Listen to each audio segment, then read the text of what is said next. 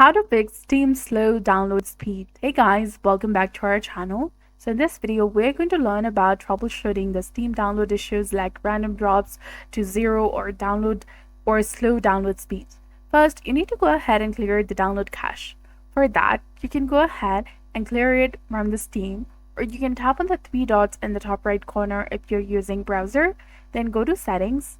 From here, tap on privacy and security, then tap on delete browsing data. Select the cached images and files and tap on delete data. Or on Steam, you can go ahead and clear the download cache. Open the Steam and click on the Steam in the top left corner. Then go to settings and then go to downloads and click on clear cache. Note that this will stop and erase progress on any current downloads. Confirm when prompted and the Steam will restart.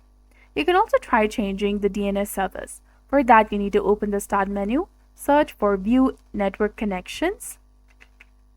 Now right-click on your Wi-Fi or Ethernet connection and then select Properties. Give Administrative Privileges. Then select Internet Protocol version TP/IPv4. Tap on its properties. This will open a new tab. Now from this page, you need to go ahead and tap on Use the following IP address. And in this box, simply go ahead and enter the preferred and alternate DNS server addresses. So consult a public DNS server list like Google Public DNS or Cloudflare. Now another thing you can do is go ahead and flush the DNS and reset the WinSock. For that, search for CMD in the search bar. Right-click on it and tap on Run as Administrator. Give administrative privileges again. This will open a command prompt.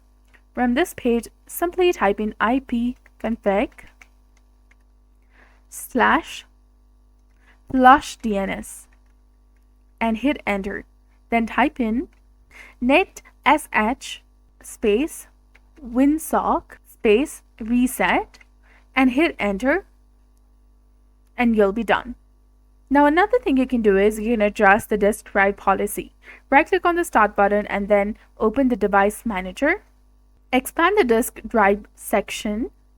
Right click on the drive you're downloading to and select the properties and select the uncheck the write cache setting. Click on OK and close the window. So that's it for this video. I hope you found it helpful. If you did, please like, share and subscribe. Thanks for watching.